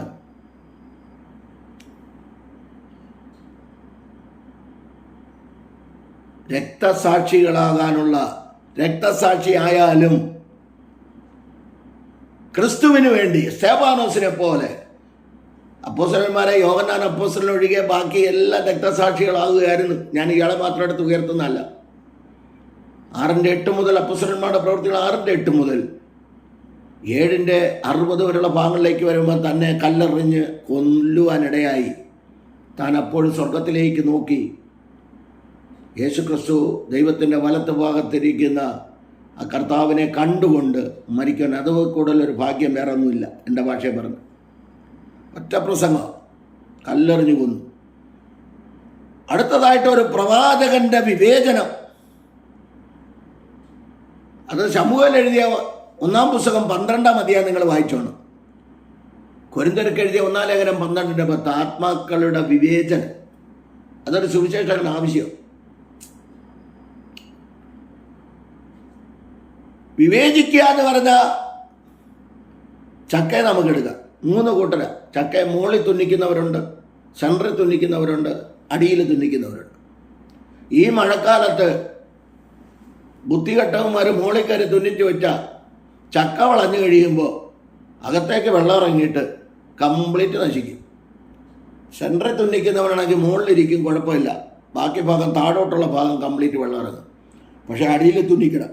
അത് ചക്ക വളഞ്ഞോന്ന് അറിയാൻ വേണ്ടി തുന്നിക്കുന്ന 3 തരത്തിലാണ് തുന്നിക്കുന്നത്. ഞാൻ കണ്ടിട്ടുണ്ട് പല സ്ഥലത്ത്. അത് പന്തളത്തോട്ടൊക്കെ പോയി കഴിഞ്ഞാൽ പ്രത്യേകിച്ച് അറിയാം. അവർ 3 സൈസല്ല അവരൊക്കെ തുന്നിക്കുന്നത്. തുന്നിച്ച് വെച്ചിട്ട് അവർ ഒട്ടിച്ച് വയ്ക്കും. ഇവിടെ വെള്ളത്തിനിറങ്ങാൻ ഇത് ഒട്ടിച്ച് വെച്ചിട്ട് കാര്യമുണ്ട്. അതിൻ്റെ അകത്തൂടെ വെള്ളം ഇറങ്ങി ഞാൻ കേട്ടിട്ടുണ്ട്, ചക്ക അഴുകി പോകുന്നു.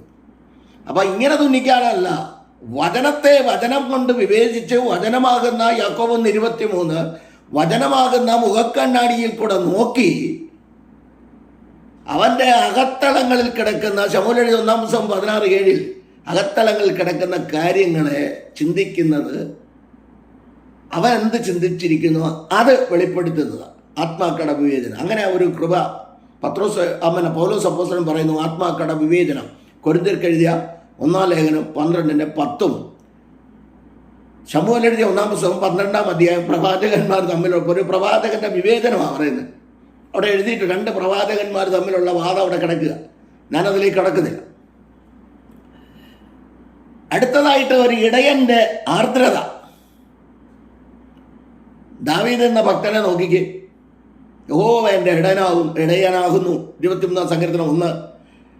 ശമൂവേൽ എഴുതിയ 1 17 33 മുതൽ 37 വരെ വായിക്കുമ്പോൾ ആടുകളെ പിടിച്ചുകൊണ്ട് പോകാൻ കരടി വന്നു, സിംഹം വന്നു. ചുരുക്കി പറയുക, സിംഹം വന്ന് കരടി വന്നു കഴിഞ്ഞപ്പോൾ നമ്മളാണെങ്കിൽ എപ്പോൾ സ്ഥലം വിട്ടെന്ന് കേട്ടാൽ മതി. ഗ്ലോറിയ ലേലിയൊക്കെ പറയും, സ്റ്റേജിൽ കയറി തുള്ളുമൊക്കെ ചെയ്യും, ഇപ്പം ഞാൻ പിടിച്ച് കെട്ടുമെന്നൊക്കെ പറയും. പക്ഷേ നോ നെവർ, ഒരിക്കലും നടക്കത്തില്ല.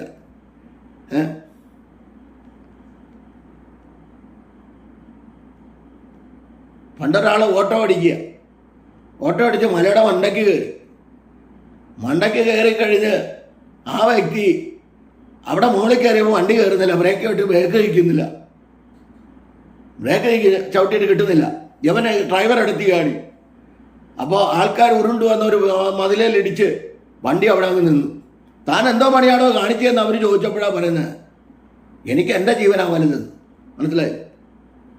നീ എങ്ങനെ പോകുന്നു? ഒരു ഡ്രൈവർ പറഞ്ഞ കാര്യം എനിക്കറിയാവുന്ന ഒരാളാണ്.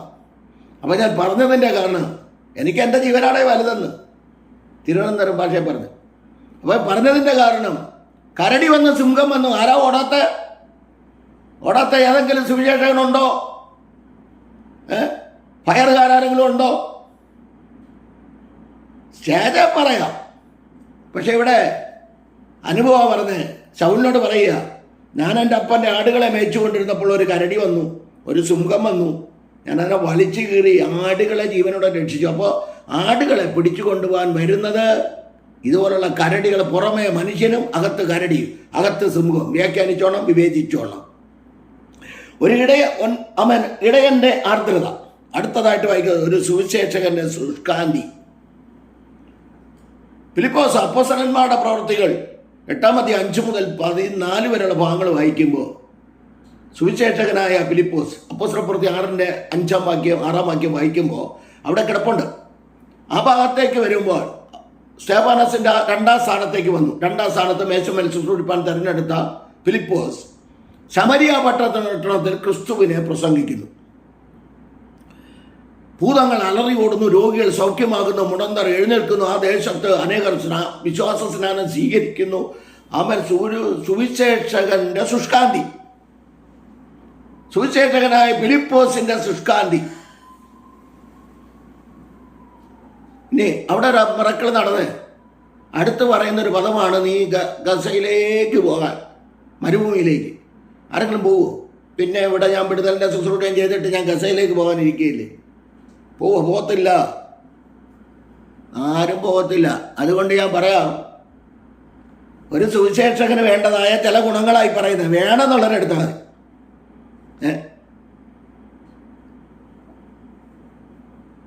അടുത്തതായിട്ട് ഒരു മാതാവിൻ്റെ കരുതൽ. യെശയ്യാപ്രവചനം 49:15, യെശയ്യാപ്രവചനം 65:13. ഒരു സ്ത്രീ താൻ പ്രസവിച്ച കുഞ്ഞിനെ മറക്കുമോ? മറന്നാലും ഞാൻ നിങ്ങളെ മറക്കില്ല. യെശയ്യാപ്രവചനം 65:13 കൂടെ ചേർത്ത് വായിച്ചു കഴിഞ്ഞാൽ അതേ പോയിന്റ് അവിടെ കിട്ടും. അടുത്ത ഒരു പിതാവിൻ്റെ കരുതൽ. മത്തായി സുവിശേഷം 28:20 കർത്താവായ യേശുക്രിസ്തു പറഞ്ഞു, ഞാൻ ലോക അവസാനത്തോളം എല്ലാ നാളും ഞാൻ നിങ്ങളോട് കൂടെ ഉണ്ട്. വാക്ക് പറഞ്ഞ ദൈവം വാക്ക് മാറത്തില്ല. അടുത്തതായിട്ട് സങ്കീർത്തനം 121:7-8 വാക്യങ്ങൾ വായിക്കുമ്പോൾ കൂടെ ചേർത്ത് വായിച്ചു കഴിഞ്ഞാൽ നിങ്ങൾക്ക് മനസ്സിലാവും. പെട്ടെന്ന് ഓടിപ്പോകട്ടെ. ഒരു മാതാവിൻ്റെ കരുതൽ, ഒരു പിതാവിൻ്റെ കരുതൽ, ഒരു കുരുകിലിൻ്റെ വരുമാനം കൊണ്ട് ജീവിക്കുവാനുള്ള സന്നദ്ധത. അത് പറയുമ്പോഴാണ് എല്ലാവരും പടങ്ങുന്നത്. പണ്ട് ഒരച്ചായന് പിശുക്ക പിടിച്ച ഒരച്ചായന് സുവിശേഷം കേൾക്കാൻ പോയി. നല്ല പ്രസംഗം ഇങ്ങനെ കേട്ടിരുന്ന് പുള്ളി അങ്ങ് തുള്ളുക, കസേരയിരുന്നങ്ങ് തുള്ളി ലാസ്റ്റിൽ പറഞ്ഞ് കിട്ടുന്നതിൻ്റെ 10-1 ദശാംശം കൊടുക്കണമെന്ന് പറഞ്ഞു. അപ്പോഴാണ് അയാൾ എഴുന്നേറ്റ്, നല്ലൊരു പ്രസംഗമായിരുന്നു, ഈ ഉപദേശി അത് നാശമാക്കി എന്ന് പറഞ്ഞുകൊണ്ട് അയാൾ എഴുന്നേറ്റ് പോയി. മനസ്സിലായില്ലേ? അപ്പോൾ ദശാംശം കൊടുത്തേ പറ്റൂ. ദൈവനാമത്തിന് വേണ്ടി കൊടുക്കണം. ഇത് കൊടുക്കൂല. പൂന അളുകത് മാതിരി ഇങ്ങ് പോരട്ടെ എന്ന് പറഞ്ഞ് എല്ലാം കൂടെ വാങ്ങി അങ്ങ് വെക്കും. മനസ്സിലായില്ലേ? കൊടുക്കേണ്ട സമയത്ത് കൊടുക്ക്, ദൈവം മാനിക്കും. അപ്പോൾ ഒരു ലൂക്കോസിൻ്റെ സുവിശേഷം 12-ാം അധ്യായം 6, 7, 8 വാക്യം വായിച്ചാൽ മതി. അവിടെ എഴുതിയിരിക്കുക ഒരു കുരുകിലിൻ്റെ വരുമാനം കൊണ്ട് ജീവിക്കുവാനുള്ള സന്നദ്ധത ആർക്കുമില്ല. ആദിമ നൂറ്റാണ്ടിലുണ്ടായത്, നമ്മുടെ പൂർവ്വപിതാക്കന്മാർക്കുണ്ടായത്. ഇന്നാർക്കുണ്ട്? കുരുകിൽ കല്ലി എന്ന് പറയും. കുരുകിൽ പോയി കുരുകിലിൻ്റെ പണി നോക്കട്ടെ. നിറയുന്നത് മുഴുവനും എനിക്കും, അതിൽ കവിയുന്നത് എൻ്റെ ഭാര്യയ്ക്കും, അതിൽ കഴിയുന്നത് കൊച്ചുമക്കൾക്കും, അതിൽ കവിയുന്നത് അതിൻ്റെ കൊച്ചുമക്കൾക്കും, അതിൽ കവിയുന്നത് അതിൻ്റെ കൊച്ചുമക്കൾക്കും പോയിട്ട് ബാക്കിയുണ്ടെങ്കിൽ സുവിശേഷ വിലയ്ക്ക് കൊടുക്കാം. അങ്ങനെയാണ്. അതാ പൂച്ച കരയുന്നല്ലേ ഇങ്ങയാവും ഇങ്ങനെ 4 തലമുറ അങ്ങനെ പോരട്ടല്ല. അപ്പോൾ ഒരു കുരുകിലിൻ്റെ പോലെ വരുമാനം, അതുകൊണ്ട് ജീവിക്കുവാനുള്ള സന്നദ്ധത, അത് ഒരു സുവിശേഷകനുണ്ടാകണം. കാരണം ഒരുപാട് അനുഭവങ്ങളുണ്ട്, ഞാൻ അതിലേക്ക് കടക്കുവാൻ എനിക്ക് സമയമില്ല. അടുത്തതായിട്ട് നാം വായിക്കുന്നത് വിശുദ്ധിയും വേർപാടുമാണ്. ഒരു സുവിശേഷകന് വേണ്ടത്, അല്ലെങ്കിൽ ഒരു ഇടയന് വേണ്ടത്, ഒരു പ്രവാചകന് വേണ്ടത് വിശുദ്ധിയും വേർപാടും വേണം.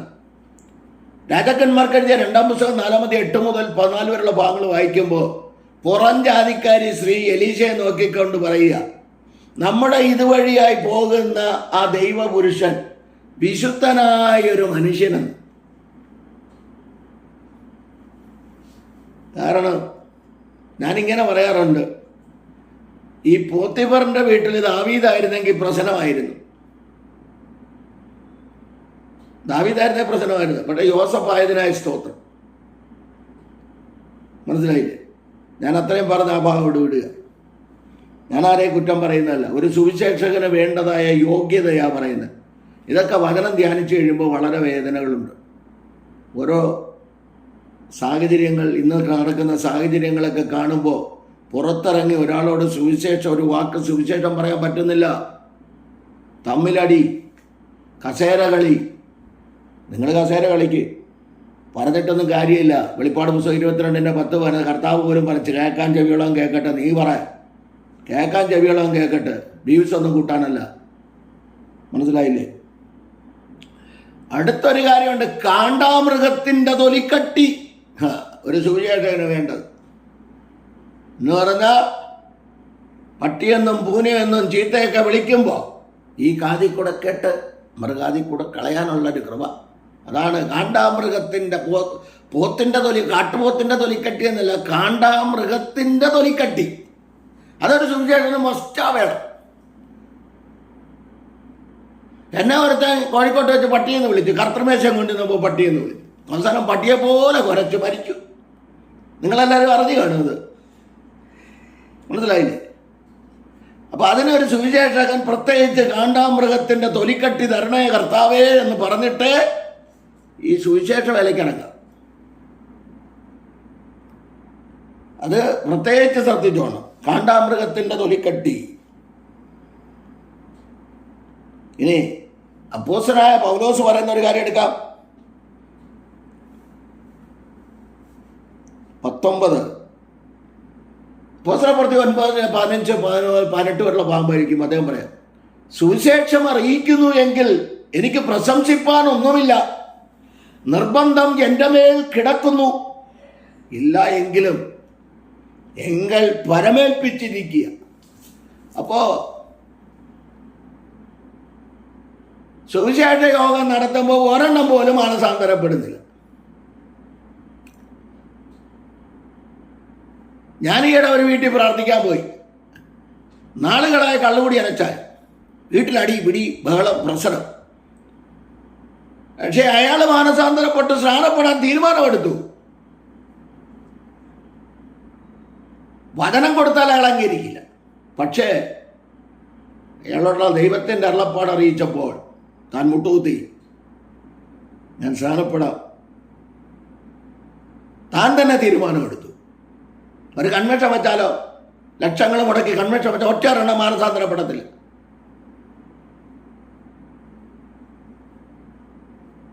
പ്രാർത്ഥിച്ചൊരുങ്ങി പോകണം. വീട്ടിൽ നിറച്ചിട്ട്, കൊമ്പിൽ തൈലം നിറച്ചിട്ട് വേണം പോകാൻ. സ്റ്റേജിൽ കയറി നിറയ്ക്കാനായിട്ട് നിൽക്കരുത്.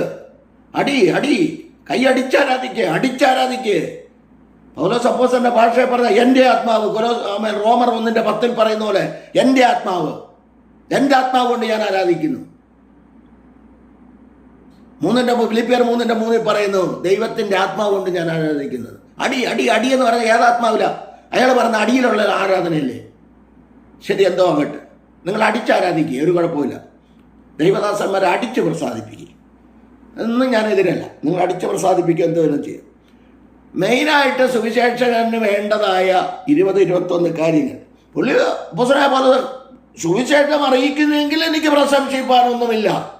നിർബന്ധം എൻ്റെ മേൽ കിടക്കുന്നു. പരിശുദ്ധാത്മാവ് നിർബന്ധിക്കണം. തന്നെയല്ല, പരിശുദ്ധാത്മാവാ തങ്ങളെ പ്രാർത്ഥിച്ച് പറഞ്ഞയച്ചേ. അപ്പോസ്തല പ്രവൃത്തി 13-ാം അധ്യായം 1 മുതൽ 4 വരെയുള്ള ഭാഗങ്ങൾ. അപ്പൊ പരിശുദ്ധാത്മാവിൻ്റെ ഒരു പരിവർത്തനം ഉണ്ടാകണം. അതിനെ വേണ്ടത് നമ്മെ കാണുന്നവർ ക്രിസ്തുവിൻ്റെ പത്രമായി നമ്മളെ കാണണം. നാം ക്രിസ്തുവിൻ്റെ പത്രമായി മാറണം. നമ്മളെ കാണുന്നവർ ക്രിസ്തുവിനെ വായിക്കണം. ഇവനൊരു ദൈവ പൈതല, ഇവനൊരു ദൈവദാസന, ദൈവദാസിയ, ഒരു വിശ്വാസ കുടുംബമാണ്. ഇതെന്ന് സാക്ഷി നഷ്ടപ്പെടുത്തല്ലേ. അതുകൊണ്ട് പറയുക, ഇറങ്ങുന്ന ആദ്യ കാലഘട്ടങ്ങളിലൊക്കെ ഇങ്ങനെ പാടും, എവിടെ പോയി ഞാൻ അവനായി ജീവൻ വയ്ക്കണം, അവിടെ തന്നെ പോകാൻ എനിക്ക് മനസ്സ് നൽകണം. ഗസയിലാണെങ്കിൽ ഗസയിൽ പോകാൻ മനസ്സ് നൽകണം. കുറേ കഴിഞ്ഞ ഒരു 20 വർഷമൊക്കെ ആകുമ്പോൾ പാടും, വീഴ്ചകൾ താഴ്ചകൾ വന്നിടും വേളയിൽ. അപ്പം വീഴ്ചകൾ വന്ന് താഴ്ചകൾ വന്ന് രക്ഷകൻ കൈകളിൽ താങ്ങണം. അടുത്തൊരു 40 വർഷമാകുമ്പോൾ പാടും, ഈ ജീവിതം ഇന്നും ശരിയായിട്ടില്ലയോ, ജീവിപ്പിക്കും പരനെ. നല്ല പാട്ടുകൾ യമ്മരെടുത്ത് വെച്ച് പാടുന്ന 40 വർഷമാകുമ്പോൾ ഈ ജീവിതം ഇന്നും ശരിയായിട്ടില്ലെന്ന്. ഇനി എന്ന് ശരിയാവാൻ അവനെ കുഴി കൊണ്ടുവയ്ക്കുമ്പോഴാണ് ശരിയാവുന്നത്. ശരിയാവണമെങ്കിൽ ആവുന്നതിന് മുമ്പേ ശരിയായിട്ട് പോകണം. ചത്ത് കഴിഞ്ഞിട്ട് ഞാൻ പറഞ്ഞിട്ടുണ്ട്, ഒരു റീത്തും കൊണ്ടൊന്ന് എൻ്റെ താറ്റ് വെക്കരുത്, അയൽവക്കത്ത് പോലും വരരുത്. ഒരൊറ്റ, എൻ്റെ മക്കളോട് ഞാൻ പറഞ്ഞിട്ടുണ്ട്, എൻ്റെ ഭാര്യയോട് ഞാൻ പറഞ്ഞിട്ടുണ്ട്, ഒരൊറ്റ ഒരു റീത്ത്. കാരണം ജീവിച്ചിരിക്കുമ്പോൾ ആവുന്ന ഭാരം ചുമന്നുകൊണ്ടാണ് നടക്കുന്നത്. ഇനി ചത്ത് കഴിഞ്ഞിട്ടും ഭാരം കയറ്റി വയ്ക്കുക. നോക്കിക്കോണേ, പ്രാവിക്കൊണ്ട് ആൾക്കാർ പോകുന്നേ. പെട്ടിയും വാങ്ങണമെന്നില്ല, ആ പൈസ ആർക്കെങ്കിലും ചായ കൊടുക്കണം, ആ പൈസ എടുത്ത്. നല്ലൊരു അടക്കം കിട്ടിയല്ലോ എന്നാ. 2 പ്രാവശ്യമാണ് മനുഷ്യരെ അറിയുന്നത്. ഒന്ന്, എൻ്റെ ചിന്ത പറഞ്ഞാൽ, ഒന്ന് ജനിക്കുമ്പോൾ നാട്ടുകാരും വീട്ടുകാരും ഒക്കെ അറിയും, 2 മരിക്കുമ്പോൾ അറിയും. പക്ഷേ ജീവിച്ചിരിക്കുമ്പോൾ ഒരുത്തനും അറിയത്തില്ല അവനെന്താണ് ആവശ്യം.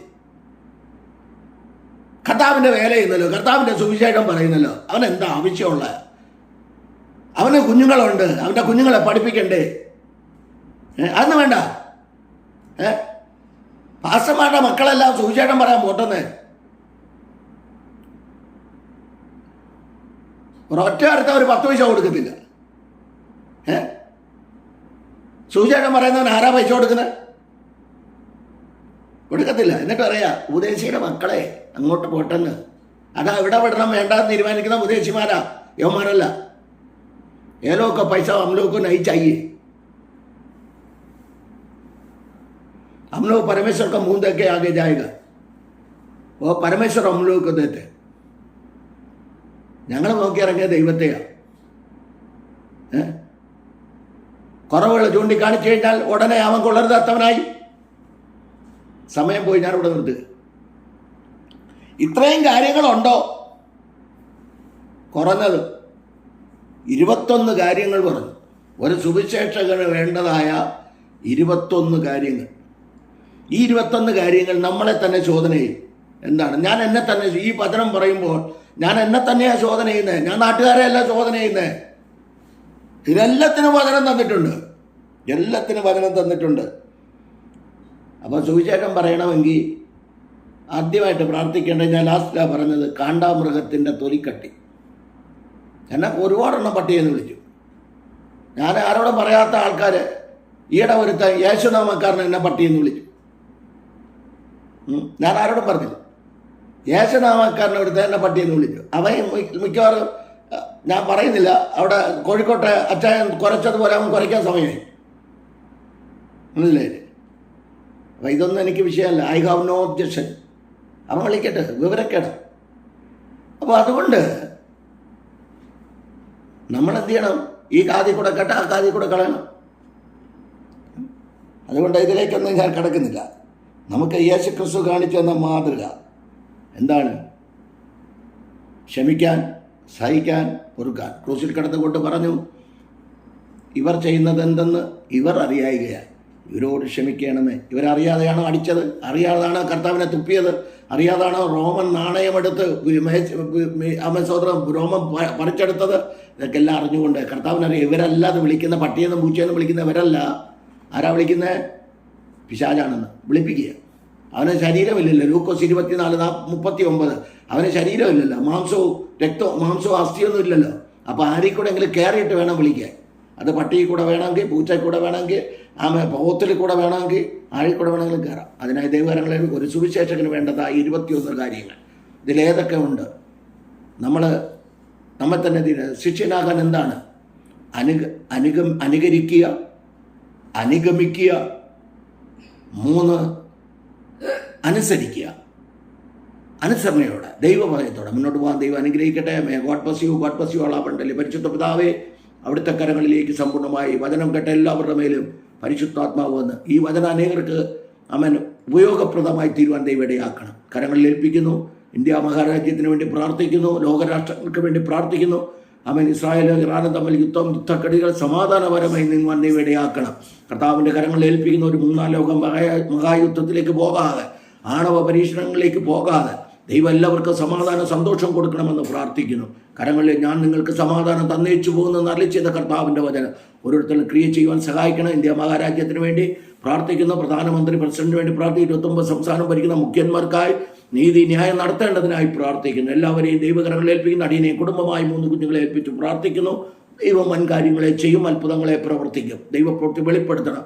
ലോകമെമ്പാടും സൂര്യൻ കർത്തവൃത്യന്മാർ, ദൈവദാസന്മാർ, ദാസിമാർ, കുഞ്ഞുങ്ങൾ അവരുടെ ആവശ്യങ്ങളിലും പ്രളയക്കെടുതിയിൽ ഭാരത്തിലും പ്രയാസത്തിലുമായിരിക്കുന്ന എല്ലാവരെയും ഓർത്ത് പ്രാർത്ഥിക്കുന്നു. ഭവനം നഷ്ടപ്പെട്ടവർ, അവർക്ക് ഭവനത്തെ കൊടുക്കണം. ദൈവപ്രവൃത്തി വെളിപ്പെടുത്തണമെന്ന് പ്രാർത്ഥിക്കുന്നു. പ്രത്യേകിച്ച് കർത്താവ് കാലാവസ്ഥ ഞങ്ങൾക്ക് അനുകൂലമാക്കി തന്നതിനായി സ്തോത്രം. അനുകൂലമാക്കി തരണമെന്ന് പ്രാർത്ഥിക്കുന്നു. ദൈവപ്രവൃത്തി വെളിപ്പെടുത്തണ സ്തോത്രം. അനേകർ മരണപ്പെട്ട അവസ്ഥകളിൽ കഴിയുന്നവരുണ്ട്. വേദനയിലെ ദുഃഖത്തിലുമായിരിക്കും. അവരെ ആശ്വസിപ്പിക്കണമേ. ഞാൻ നിങ്ങൾക്ക് സമാധാനം തരുന്നെന്ന് അരുളിച്ചത് കർത്താവ്. അന്യോന്യ വചനങ്ങളെ കൊണ്ട് ആശ്വസിപ്പിക്കുമെന്ന് അരുളിച്ചത് കർത്താവ്. അവരെ ആശ്വസിപ്പിക്കണമെന്ന് പ്രാർത്ഥിക്കുന്നു. ഞങ്ങൾക്ക് പരിധിയും പരിമിതികളും ഉണ്ട്. ഞങ്ങളായിരിക്കുന്നിടത്ത് അവർക്ക് വേണ്ടി ഇടിവ് നിൽക്കുവാൻ പ്രാർത്ഥിപ്പാൻ കൃപ ചെയ്യും. മഹത്വം അങ്ങെടുക്കണമേ. പ്രാർത്ഥന കേട്ടുള്ള നന്ദി. യേശു ക്രിസ്തുവിൻ നാമത്തിന്റെ പിതാവേ, ആമേൻ, ആമേൻ. God bless you abundantly. ദൈവം എല്ലാവരെയും അനുഗ്രഹിച്ച് കാക്കുമാറാകട്ടെ. ആമേൻ, ആമേൻ, ആമേൻ.